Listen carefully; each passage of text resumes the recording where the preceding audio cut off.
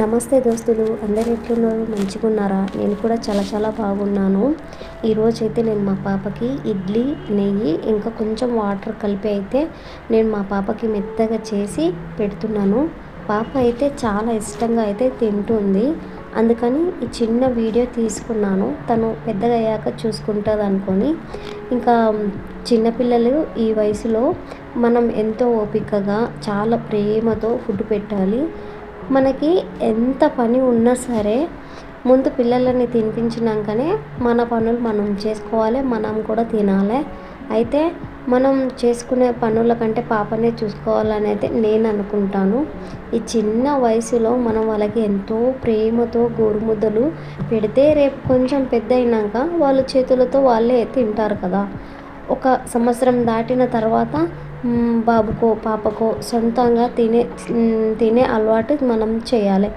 వాళ్ళు తినే చేతితోనే వచ్చినప్పుడు అప్పుడు వాళ్ళంతటా వాళ్ళే తింటారు కదా, అది నేను చెప్తున్నాను. అప్పటి వరకు మనమే ఓపికతోనే తినిపించాలి. ఇక్కడ మా పాప నోట్లో పెట్టుకుంటున్నప్పుడు మీరు గోరుముద్దలు తినిపించే చూస్తున్నారు కదా. నేను అందుకనే చిన్న చిన్న క్లిప్పులు అయితే తీసుకొని ఇలా పెట్టాను అన్నీ. నేను చూడండి పాప ఎంత చక్కగా తింటుందో. ఇట్లా ప్రతిసారి ముద్ద ముద్ద తింటుంటే చూడాలనిపిస్తుంది. నా రెండో బాబు అనస్కి కూడా నేను ఇంట్లోనే ఎంతో ప్రేమతో తినిపించిన. అన్నీ కావలసినవన్నీ తీసుకొచ్చి అన్నీ నేను చాలా జాగ్రత్తగా చూసి మరీ నేను బాబుకు బాగా చూసుకున్నాను. అప్పుడు ఈ పాప పుట్టినప్పుడు బాబు కొంచెం ఇదైపోయిండు అనమాట.